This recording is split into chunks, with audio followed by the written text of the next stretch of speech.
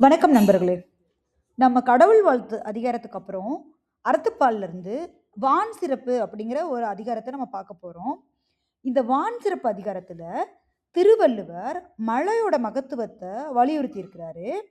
மழை வாழ்க்கையில எவ்வளவு முக்கியமானதுங்கிறதையும் நிறைய சொல்லியிருக்காரு. மழைய அமுது அப்படின்னு சொல்லியிருக்கிறாரு. மழை வாழ்வுக்கு ஆதாரம் தருவதால அது அமுதத்துக்கு ஒப்பானது அப்படின்னு சொல்லியிருக்கிறாரு. மனிதர்கள், விலங்குகள், செடிகள் அனைத்துமே மழையால தான் வாழ்கிறது.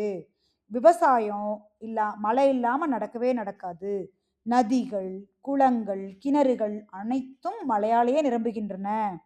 மழை இல்லைன்னா எந்த அறச்செயலுமே நடக்காது. எல்லாமே படிப்படியா குறைஞ்சு போயிரும். மழை குறைஞ்சு போச்சுன்னா பசி, வறுமை, துன்பம் இதெல்லாம் ஆக்கிரமிக்கும். அதனால மழை பொழிவுக்கு ரொம்ப முக்கியத்துவம் கொடுத்து அவர் எழுதின ஒரு அதிகாரம் தான் வான் சிறப்பு அதிகாரம். இதுல இருக்கிற 10 குறளையும் நம்ம அடுத்த 10 நாளைக்கு பார்க்க போறோம் நண்பர்களே. நன்றி, வணக்கம்.